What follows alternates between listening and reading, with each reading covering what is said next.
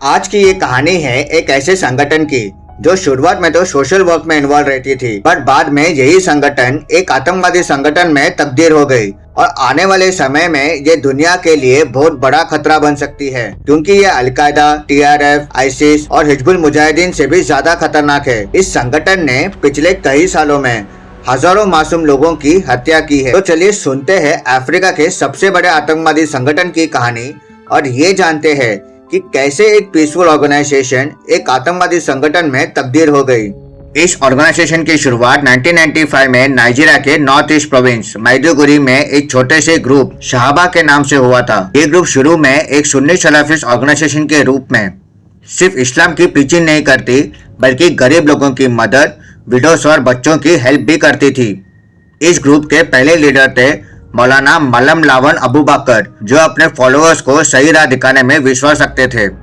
लेकिन 2002 में जब ये मौलाना सऊदी अरब चले गए यूनिवर्सिटी ऑफ मदीना में पढ़ने के लिए, ग्रुप के अंदर एक कमी सी आ गई और उन सभी के मन में एक ही सवाल था, अब इस ग्रुप को लीड कौन करेगा। तब उन्होंने एक युवा लीडर मोहम्मद यूसुफ को देखा और उसे ग्रुप का लीडर बनाने का फैसला किया गया, क्योंकि उन्हें लगा कि वो यंग लोगों को अपनी तरफ अट्रैक्ट कर लेगा और उनकी यह स्ट्रेटेजी सफल भी रही। ग्रुप की मेंबरशिप बढ़ने लगी। पर ये मोहम्मद यूसुफ कौन था?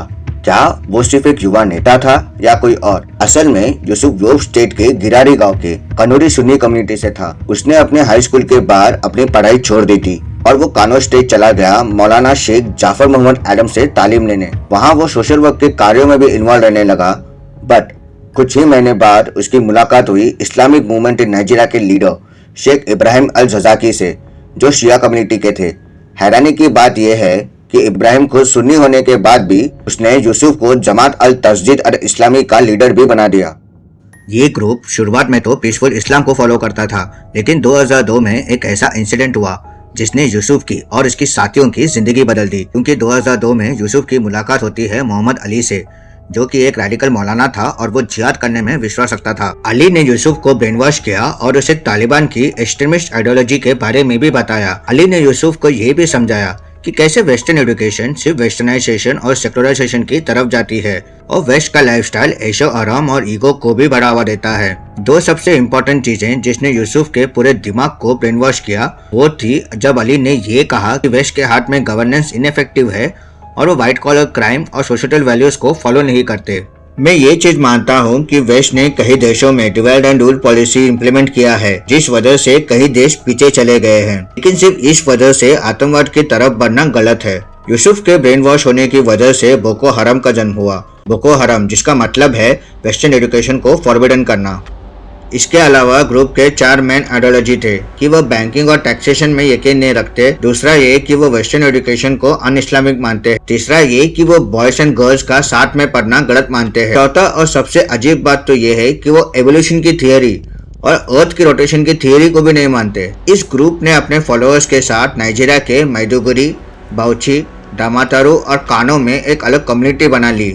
और एक साल बाद यूसुफ ने सोचा कि क्यों ना पॉलिटिक्स में एंट्री किया जाए ताकि वो अपने आइडियोलॉजी को देश भर में फैला सके।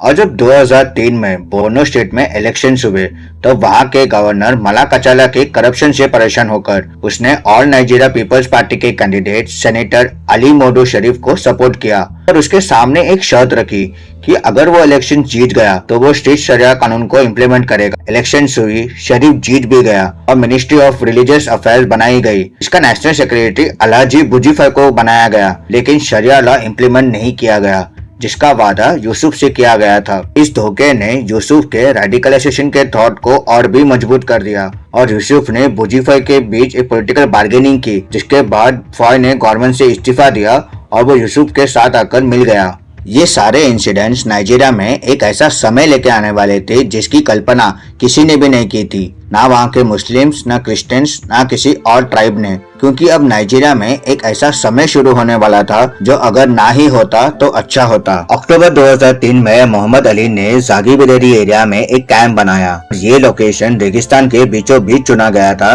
ताकि वो लोग गवर्नमेंट अथॉरिटीज के नजर से दूर रहे और वहाँ ये लोग अपने आप को नाइजीरियन तालिबान कहने लगे और लंबी दाढ़ी भी रखने लगे। इस ग्रुप में university undergraduates, ex military personnels और प्रोफेशनल्स को कुरान की तालीम और मिलिट्री ट्रेनिंग दी जाती थी। लोगों को इस ग्रुप के बारे में पहली बार दिसंबर 2003 में हुए फिश पॉन्ड इंसिडेंट से पता चला और गांव वालों ने इसकी कंप्लेंट पुलिस को कर दी और जैसे ही इसकी सूचना योग स्टेट के गवर्नमेंट को मिली उन्होंने इस ग्रुप को 3 दिन का अल्टीमेटम दिया, जिसके बाद 21 दिसंबर 2003 को इस ग्रुप ने वहां से हटकर कनामा विलेज की तरफ शिफ्ट किया, क्योंकि नाइजीरिया और नाइजर के बॉर्डर से सिर्फ 7 किलोमीटर की दूरी पर थी। शिफ्ट होने के 3 दिन बाद ही 24 दिसंबर 2003 को उन्होंने कनामा के पुलिस स्टेशन, गवर्नमेंट बिल्डिंग्स और ऑफिसर्स के घर जला दिए और एक यंग नए पुलिस ऑफिसर का बेरहमी से कत्ल कर दिया।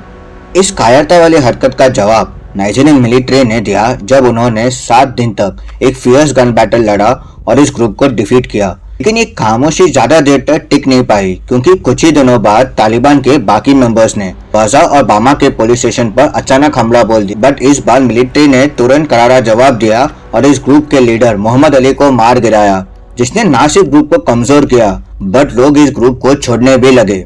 अगले 3 सालों तक इस ऑर्गेनाइजेशन का ना तो कोई नामो निशान था और ना ही कोई मेजर इंसिडेंट हुआ, क्योंकि इन 3 सालों में ये ऑर्गेनाइजेशन प्रॉपर तरीके से ग्रो हो रही थी और इन्होंने इब्न तमिया मस्जिद में अपना हेडक्वार्टर्स बनाया और इस ग्रुप के 5 विंग्स बनाए गए: cabinet welfare department, economic affairs, health department, religious affairs और एग्रीकल्चर डिपार्टमेंट। अपनी ताकत और विचारधारा को मजबूत करने के लिए साल 2000 के आसपास इन्होंने एक कॉन्स्टिट्यूटिव असेंबली बनाई। इस असेंबली ने कुछ खास कानून भी पास किए जो उनके एक्सट्रीमिस्ट आइडियोलॉजी के पीछे का ब्लूप्रिंट बन गया। सबसे पहला कानून था कि वो शरिया के तहत किसी भी सेकुलर गवर्नमेंट का अस्तित्व को नहीं मानते थे। दूसरा था एक हिजबा नाम का रिलीजियस पुलिस फोर्स का गठन, जिसका काम था कि वो शरिया का इम्प्लीमेंटेशन करे। इसमें शामिल था दारू पे पाबंदी लगाना, लोग क्या पहनेंगे ये तय करना, खास करके महिलाओं के लिए कपड़ों का नियम बनाना और उन पर नजर रखना। और तीसरा था इनका मिलिट्री विंग। ये मिलिट्री विंग ना सिर्फ यूसुफ को सुरक्षा देता था बट आर्म्स और एम्युनिशन का इंतजाम भी करता था। इस सिस्टम में यूसुफ का किरदार सबसे इम्पोर्टेंट था। हालांकि उस पर मस्जिद जाने, टीवी या न्यूज़पेपर चैनल्स पे आने की पाबंदी थी, लेकिन उसकी रेडिकल टीचिंग रुकी नहीं। उसने अपने विचारधाराओं को ऑडियो टेप्स के जरिए लोगों तक पहुंचाया और ये टेप्स इतनी पॉपुलर होने लगी कि उन्हें अच्छी खासी इनकम आने लग गई थी। इसी कमाई का इस्तेमाल करते हुए उन्होंने 2007 में अपना पहला और सबसे खौफनाक हमले को अंजाम दिया। इस बार निशाना बना कानो का पंचशकेरा डिस्ट्रिक्ट, जहां उन्होंने अटैक में 13 पुलिस ऑफिसर्स को मार गिराया और मिलिट्री को उन्हें न्यूट्रलाइज करने के लिए एक 24 घंटे का ऑपरेशन लॉन्च करना पड़ा, जहां उन्होंने एयरफोर्स की भी हेल्प ली। यूसुफ स्टेज पर तो नहीं था, लेकिन हर घर में उसकी आवाज गूंज रही थी और उस आवाज के साथ आहिस्ता आहिस्ता उसका मिशन भी फैलता जा रहा था। इस ग्रुप की आइडियोलॉजी इतनी स्ट्रांग हो गई थी कि ग्रुप ने यूसुफ के टीचर जाफर मोहम्मद एडम, जो यूसुफ की एक्सट्रीमिज्म और आतंक के खिलाफ थे, उन्हें 13 दिसंबर 2007 के मॉर्निंग प्रेयर्स के वक्त डोराई सेंट्रल मॉस्क में मार दिया जाता है। इसके एक दिन पहले ही यूसुफ के ऑडियो कैसेट लीक हुई थी, जिसकी वजह से यूसुफ और उसके टीचर के बीच बहस भी हुई थी। जहां एडम वेस्टर्न एजुकेशन के हक में थे, वही यूसुफ करप्शन के खिलाफ शरिया लॉ को इम्पोज करना चाहता था, जो एडम कभी नहीं चाहते थे। एडम के मौत के बाद यूसुफ की रेडिकल आइडियोलॉजी को चैलेंज करने वाला कोई भी नहीं था। इसी वजह से अगले ही साल 2008 में रिपोर्ट्स आने लगी कि कस्सीना स्टेट से लोग मैदुगुरी की तरफ माइग्रेट कर रहे हैं और वो बोको हरम के आइडियोलॉजी को एक्सेप्ट भी कर रहे हैं। इन माइग्रेंट्स को चार और सोमालिया से वेपन्स ट्रेनिंग और गुरिल्ला टैक्टिक्स, इसके अलावा आईडी बनाना सिखाया जा रहा था। 2009 तक बोको हराम सिर्फ एक एक्सट्रीमिस्ट ग्रुप नहीं, एक तेजी से बढ़ता हुआ आतंक का नाम बन चुका था। और फिर सब कुछ पलट गया। सब कुछ बदलने लगा ऑपरेशन फ्लश के दौरान, जब नाइजीरियन सिक्योरिटी फोर्सेस का टकराव हुआ बोको हराम के साथ।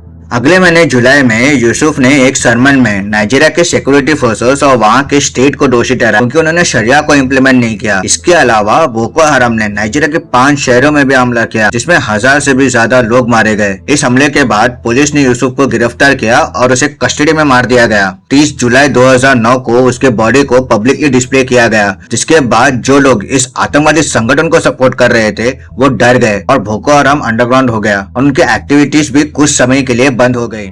यूसुफ के मौत के बाद इस ग्रुप की कमान संभाली अबू बकर शेकाव ने। शेकाव का जन्म 1973 में नाइजीरिया के योब स्टेट में हुआ था। उसने एक ट्रेडिशनल स्कूल से कुरान की तालीम ली और बाद में मैदुगुरी के सेंटर ऑफ रिलीजियस स्टडीज से बोर्नो कॉलेज से लीगल और इस्लामिक स्टडीज में डिग्री भी ली। यहाँ पर ही उसकी मुलाकात बोको हराम के लीडर मोहम्मद यूसुफ से हुई थी, जिसने उसे ब्रेन वॉश किया और रेडिकलाइजेशन के बाद शेकाव अपने परिवार से दूर रहने लगा। इसी आतंकवादी संगठन ने शेकाव के कमाल में अप्रैल 2014 में नाइजीरिया के शिबॉक क्षेत्र 274 स्कूल गर्ल्स को किडनैप किया, जिसमें से कहीं मुस्लिम तो कहीं क्रिश्चियन बच्चियां भी थी। बट इनमें से कोई भी कभी वापस नहीं आया और ना ही कभी किसी की खबर मिली। चेकोव की आइडियोलॉजी इतनी खतरनाक थी कि वो चाइल्ड सुसाइड बॉम्बर्स का प्रयोग भी करता था और ऐसे ही एक हमले में 9 लोग मारे गए और 15,000 से ज्यादा लोग बेघर हुए। इसके अलावा उसने चाड में 28 जवानों की हत्या भी की और कैमरून में कई किडनैपिंग्स और हमले भी किए। अगले कुछ सालों तक इन्होंने कई अटैक्स करवाए। इन सब की एक ही वजह थी, वो थी इनके आइडियोलॉजी। पर जैसे हर आतंकवादी कभी न कभी मारा जाता है, उसी तरह 19 मई 2021 को Islamic state of western Africa province, जो कि बोको हराम का ही एक विंग है, उसने बोको हराम के लीडर चेकोव को संबिसा के जंगल में घेर लिया और सरेंडर करने को कहा, लेकिन उसने सुसाइड वेस्ट डेटोनेट कर खुद को मार दिया। इसके बाद Islamic state of western Africa province ने बोको हराम के कई फाइटर्स को रिक्रूट करने की भी कोशिश की, जिसके वजह से दोनों ग्रुप के बीच 106 क्लैशेस हुए। इसी वजह से उनकी टेरिटरी के लोग वहां से भागने लगे और 20,000 से भी ज्यादा बोको हराम के टेररिस्ट ने सिक्योरिटी फोर्सेस के पास सरेंडर किया और अगले 2 साल में ये नंबर 2 लाख तक बढ़ गया। लेकिन बोको हराम सिर्फ एक आतंकवादी संगठन नहीं है, ये एक मानसिकता है। इसी वजह से इतने सारे मास मर्डर्स होने के बाद भी ये अटैक्स रुके नहीं और 2023 से 2024 में एक साल के अंदर ही इस ग्रुप ने 340 अटैक किए, जिसमें कई मासूम लोग मारे गए और सिर्फ इसी साल जनवरी में उन्होंने 40 किसानों को भी मार दिया। इस ग्रुप से लड़ने के लिए नाइजीरिया, कैमरून, नाइजर और चाड ने एक मल्टीनेशनल सिक्योरिटी फोर्स बनाई है, जिसने 2020 में ऑपरेशन रूफी कोफा, 2021 में ऑपरेशन शरणफाज और 2022 में ऑपरेशन लेक हनीटी जैसे कई ऑपरेशंस किए और कई एरियाज जो पहले इन आतंकवादी संगठन के पास थे उन्हें अपने अंडर ले लिया।